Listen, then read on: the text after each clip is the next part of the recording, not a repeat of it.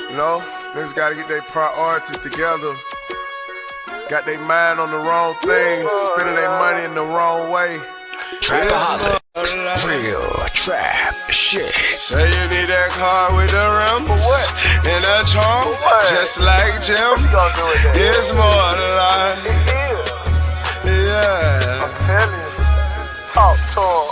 Say you need that LV bag with the belt and the hat. That's all you got though. It's more than life. Yeah. Talk to him. Real. Say you wanna turn up at the club, buy some bottles, impress them girls. It's more than life. Fucking everybody. Yeah. Good evening, everyone, and welcome to Saints and Appetizers podcast. And who dat?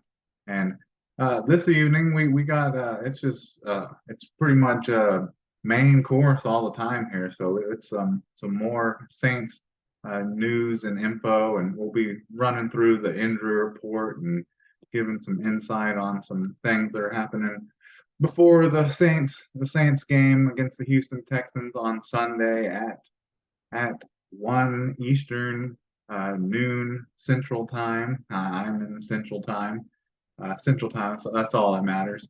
But we'll go through the injury report, and then we'll get into player of the game and hot take and game pick. So, anyways, let's get right into this. Let's get into this. So, can I get a menu? And so the injury report for both teams are really long, have a lot of players on them. This may be the longest injury report the Saints have had this year. I don't know if I'd say it's the worst one because there aren't really any like starters on the list really. But then the Houston Texans, theirs is really long, but it looks like they're really healthy. You know, maybe have a lot of players taking it a little bit easier in practice throughout the week, but it looks like every player they got is pretty healthy. So let's get into the first player on the Saints list. So Juwan Johnson, tight end, starting tight end, the guy that had such a good year last year, just really hasn't showed up on the field in action, and just hasn't really showed up as of late. But he's dealing with a calf injury that kept him out of the game against Tampa Bay. Like he went through pre-game warm-ups and stretches and then just couldn't go. And so looks like this will be the third game that he's missing. And he's just, I don't know, just hasn't looked like the same player that he was last year. And obviously this calf injury isn't helping, but he didn't practice Wednesday, didn't practice Thursday, didn't practice Friday, and he's out. Not a real surprise there, just because of what he's been dealing with. And then Lonnie Johnson Jr., like a reserve corner, you know, your fourth, fifth string corner, which it's great that the Saints are healthy now. It's great that Paulson Adebo is back, so you don't have to rely on a player like Lonnie Johnson Jr. more than for just depth. But he's dealing with a hamstring, and he didn't practice Wednesday, didn't practice Thursday, didn't practice Friday, and he is out. And then this one may be one that people might be kind of happy with after his poor performance against Tampa Bay Buccaneers. And, you know, obviously you're not happy that he's hurt or gonna miss the game or anything like that. More that you're okay with him missing the game. See, it would be fine if he was just a healthy scratch for some people, but not that he's hurt. But Adam Prentice, fullback starter, fumbled against the Buccaneers. You could say maybe helped lose them the game in that, and also dropped a big time pass that probably would have picked up 15, 20 yards. But he's dealing with a knee injury, and he didn't practice Wednesday, didn't practice Thursday, didn't practice Friday, and is out for this game. And this run right here may be the biggest one on this list here. And, you know, people undersell great special teamers and how important special teams is. Not just kickers and punters, but also gunners, you know, the guys that go down and cover the kicks. And JT Gray, he's been a great one uh, throughout his entire tenure with the Saints. And this is probably the injury I'm worried about the most because the Saints have been really good all year, really covering kicks, but losing your captain for a game concerns me and definitely hurts. But JT Gray, DB, special teams gunner, Pro Bowler, all that, has been dealing with a hamstring as well, and he didn't practice Wednesday, didn't practice Thursday, and didn't practice Friday, and he is out. And then and then on to your next player. This is your last player that's uh, officially listed as out, but Landon Young, offensive tackle, reserve tackle, just a depth piece, but he's been continuing to deal with this hip issue. But he didn't practice Wednesday, didn't practice Thursday, and didn't practice Friday, and he's out. So, you know, the Saints are getting kind of thin at offensive line depth. So, be interesting to see if they bring up Cameron Irving from the practice squad for this game. And then this one kind of worried me a little bit throughout the week, also, but it looks like he's okay now. But and shouldn't have expected him to miss a game, even though he did miss one game in his entire career with COVID and like a broken jaw or something, or an eye injury or something like last year. But Cameron Jordan, defensive end, everyone knows who he is, had been dealing with a bit of a back injury, but he was limited on Wednesday, limited on Thursday, but was full on Friday, and he's just no game time designation, so he's going to play, so that's good. And then Chris Olave, everyone was wondering what kind of injury he was trying to work out and try to see if he was able to go before the game against the Patriots, because a lot of people were saying, oh, it looks like he's dealing with a knee injury, or it looks like he's dealing with an ankle injury, and maybe dealing with a toe injury in pre-game warm-ups before the game against the Patriots. But it turns out it's a toe injury. We love toe injuries around here, but he was limited on Wednesday, but full on Thursday and full on Friday. So that's good news. That's really good. Even though he's been kind of in a 2-game slump. Chris Olave, to beat the Texans, he's going to have to come in and have a good game, a lot better game than he had the last 2 weeks. I know he had a touchdown, but if he's not going to have the catches and not going to have the yards, he needs to come in and at least have another touchdown, because he just hasn't looked great the last 2 games. And I wouldn't say it's because of the injury to the toe. It still looks like he's fast and has all the speed, more from drops and losing concentration, lack of concentration. And then James Hurst, was just talking about offensive line depth earlier. James Hurst, guard, been dealing with a foot injury, and he was limited on Wednesday, but he was full. He was back full on Thursday, back full on Friday, and then he has no game time designation. And then this is good news. This is some of the only bit of good news from this list, where a player has progressed in their injury, the injury that they've been dealing with, and that's Derek Carr, quarterback. He was dealing with that right shoulder sprain, AC joint issue that he was dealing with, but he was full all week, full Wednesday, full Thursday, full Friday, and no game time designation.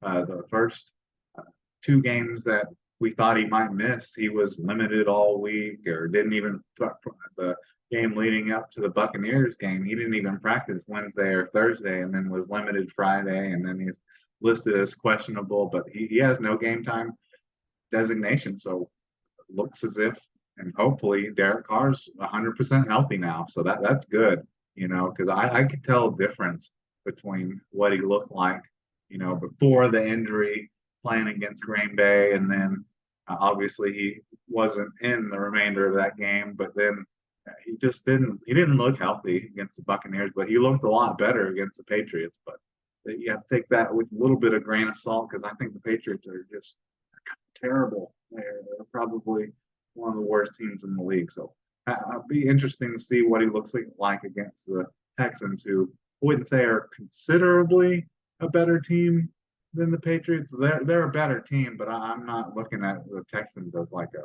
playoff team or anything.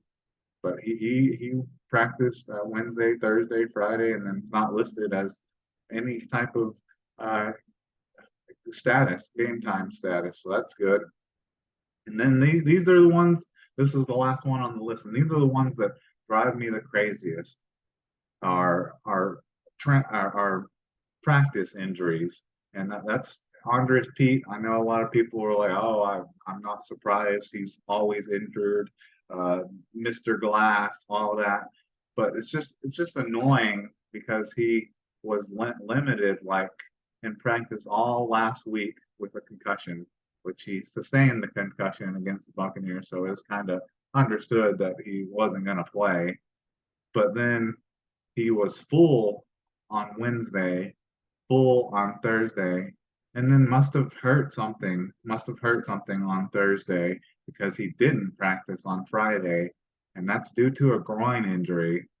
And he's listed as questionable, but with my knowledge of this team, uh, he's not going to play. So that really hurts your your offensive line depth, losing Andres Pete, a former longtime starter, and then Landon Young, backup offensive tackle. But man, that gets frustrating and old real quick with the practice injuries. And I found it kind of odd that I guess throughout the week and throughout social media and Saints media, sports media, people that they've kind of been calling for Trevor Penning's head, kind of wanting him to get benched uh, uh, for James Hurst. James Hurst would move over to offensive tackle like he played like the two previous seasons, and then they would insert Andres Pete back into his like the position he's pretty much played his whole career, even though he was drafted as a tackle, but pretty much always played left guard with the Saints. So some people were calling for Trevor Penning to be benched, and I've been a Trevor Penning defender like all year, just saying like he's not the reason he's not the sole reason that their offensive line is bad. There's been bad moments for every offensive lineman on this team, and some of it's due to poor play, but some of it's uh, due to Derek Carr holding onto the ball too long. So I never felt that way or wanted that to happen.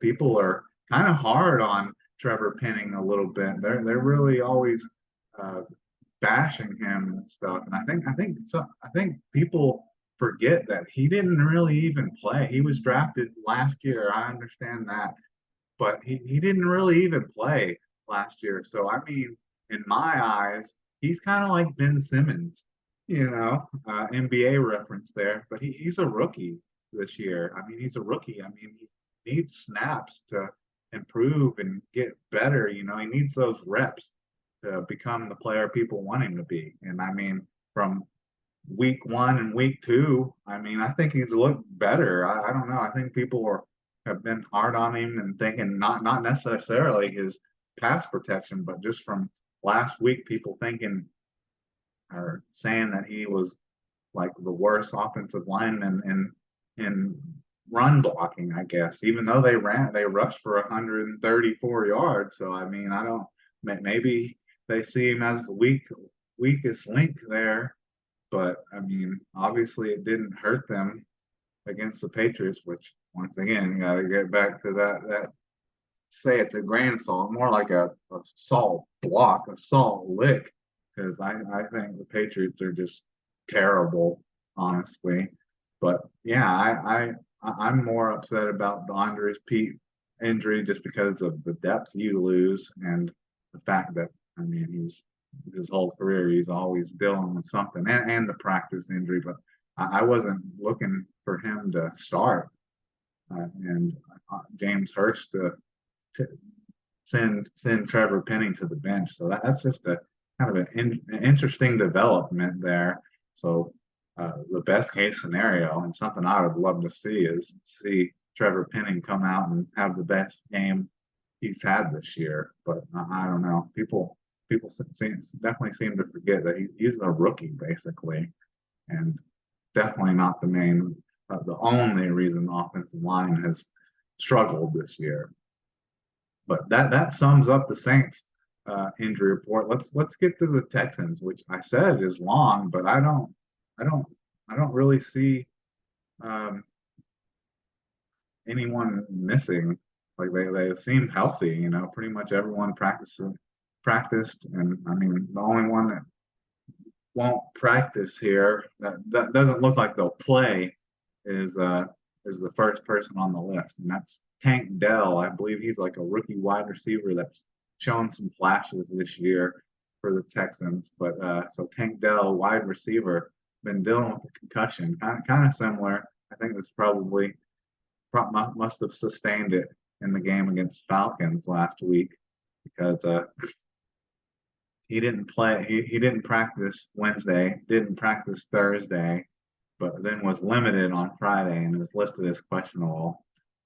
Out of all the players listed on the Houston Texans injury report, that's about the only one I expect not to play, especially if I'm not 100% sure when he sustained the concussion, but if he sustained it in the game against the Falcons last week, then he's not going to play. You very rarely see a player go through concussion protocol during a game and are out for a game due to concussion, and then they play the next week. That hardly ever happens. And then second player on the list is these are like the starters that people were worried about. They have a lot of starters actually on their list, but starting defensive tackle Malik Collins, abdomen. So I don't know if that's a muscle, his stomach muscle, or if that's a groin injury, like a core muscle injury, like they like to call it, the groin injury now. But he didn't practice Wednesday, but was full Thursday and full Friday. No game time designation. And then Shaquille Griffin, cornerback, he's like a starting corner for them, dealing with a calf injury. Didn't practice Wednesday, but was full Thursday, full Friday, no game designation. And then Laramie Tunsil, their starting offensive tackle, with dealing with a knee injury, also didn't practice Wednesday, but was limited Thursday and full on Friday, no game designation. And then this is probably their starting slot receiver or something, or he might be, but he's just one of their starting receivers. Robert Woods, wide receiver, dealing with a rib injury. Didn't practice Wednesday, but was limited Thursday and then full Friday. Listed as questionable, but I would expect him to play. And then Blake Cashman, who I believe is a starting linebacker for the Texans, dealing with a wrist injury, and he was limited Wednesday, but was full Thursday and full Friday, no game designation. And then George Fant, offensive tackle, hip and shoulder, limited Wednesday, limited Wednesday, full Thursday, full Friday, no game designation, game time designation.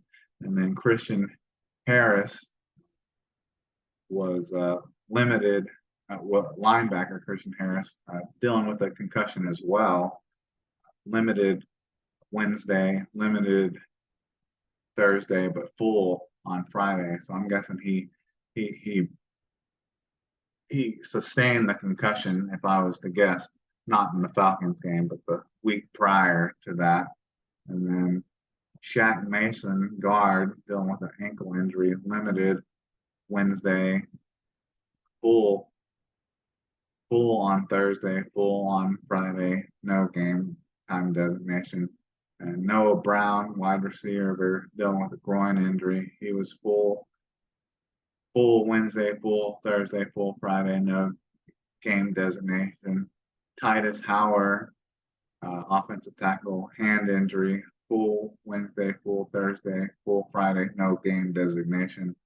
Josh Jones, offensive tackle, hand, full Wednesday, full Thursday, full Friday, no game time designation. And then Denzel Perryman, middle linebacker, hand and wrist, full Wednesday, full Thursday, full Friday, no game designation.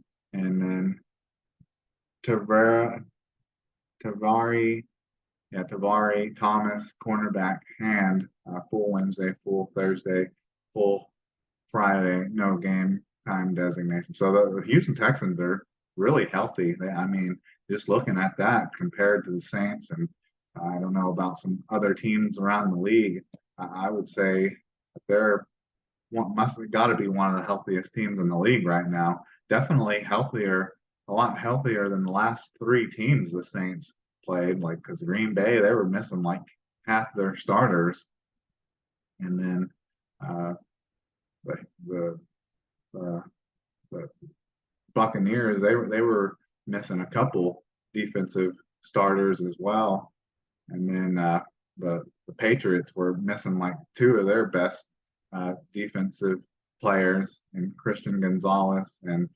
Matthew Judon. So the Saints have played some injured and beat up teams the last 3 weeks or so, but that won't be the case. It doesn't look like that's going to be the case with Houston Texans because they look really healthy. So that obviously want to play teams that are healthy, don't want any of their players hurt. But yeah, that's something to take into account when playing the Houston Texans if they come out and look really good against the Saints or even beat the Saints because they're healthy. They're like about 100% healthy as a team can coming into week 6. But that wraps up the injury report. Let's get into player of the game, hot take, and game score pick. So this is one I've kind of stayed away from for my player of the game. I mentioned probably most time when I talk about him, which I try not to talk about him too much because I just don't want to start hyping him up and talking about him and then he's hurt and done for a year again. But I got a feeling, just from last week's game against the Patriots and picking up those tough third downs and taking them hard shots over the middle. I feel like this may be the resurgence and the coming out party for Michael Thomas. That is who my player of the game is going to be. I think he's going to be big in this game, and I'll get back to why I'm picking him as the player of the game.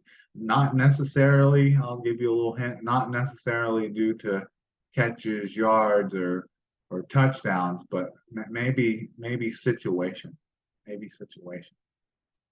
And then my hot take, this is I wouldn't be surprised if this is a lot of people's hot takes, but I just believe it to be true. So CJ Stroud has looked really good through the first 5 games. And the big thing about him that people talk about is that he's had some 300-yard gains, and he's got a good completion percentage, and the big one is he hasn't thrown an interception yet. So that kind of key is what I'm keying in on a little bit, but we'll go through his stats real quick because he has pretty impressive numbers. They really are. He's see if they have this towards the bottom here. Yeah.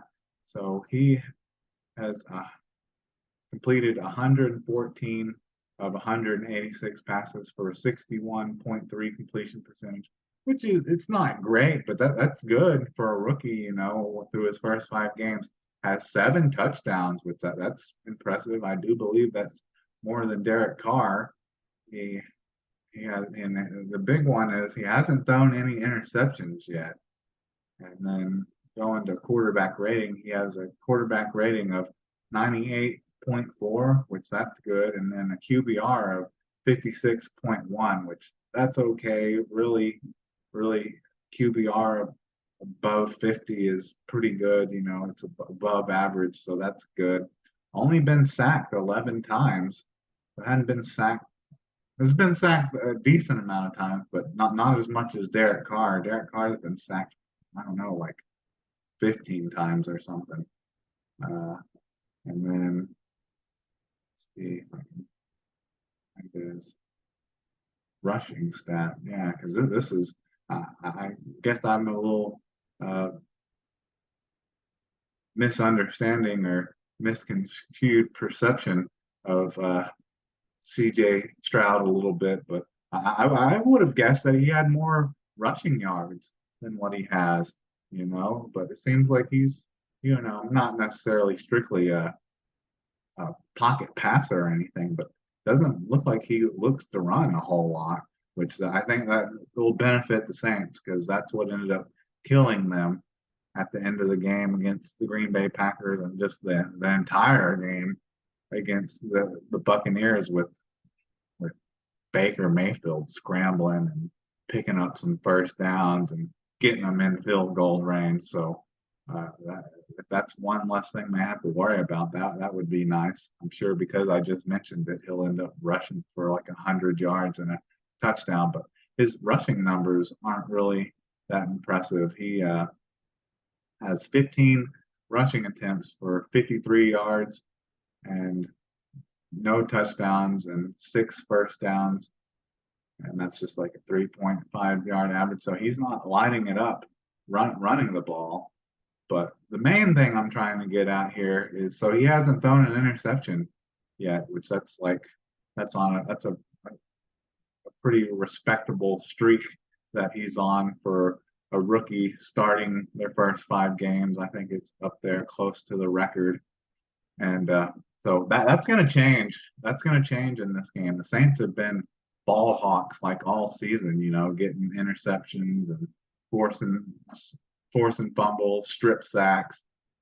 So he's going to turn the ball over in this game. The Saints since being under Dennis Allen as head coach, they rookie quarterbacks a lot of times have a rough time, a rough day with them. So CJ Stroud has looked pretty amazing in his first 5 games, but I think he's going to come back to earth in this game. He's going to throw his first interception of his NFL career in this game. So that's my hot take.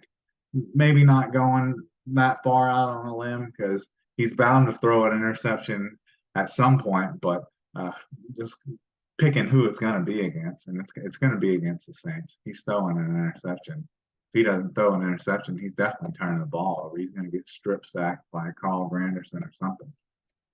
So that's my hot take, and then onto my game pick, which it's kind of a little bit of one and the same with my player of the game, Michael Thomas. So I'm picking the Saints to win this game because that seems like the only right thing to do when it comes to me making picks, because the 2 games I picked them to lose, they lost, and the 3 games I picked them to win, they won. So until they lose, I'm gonna continue to pick them to win now because I've seen a little bit of a trend going on there. So I'm picking the Saints to win, and they're gonna beat the Houston Texans 27-20, and they're gonna be tied late in this game, you know, in the 4th quarter, and Michael Thomas is going to end up catching the nail in the coffin for the Houston Texans. He's going to catch the game-winning touchdown for this game, and he's going to put the Saints up late in this game, or maybe even with almost no time left. Michael Thomas is going to put the Saints up 27-20. So that's my game pick, but also that adds on to my player of the game. He could have 1 catch in this game, Michael Thomas, but if he catches that game-winning touchdown, he gets my player of the game. So I think that's about all I have for you. So who dat? And can I get a check, please?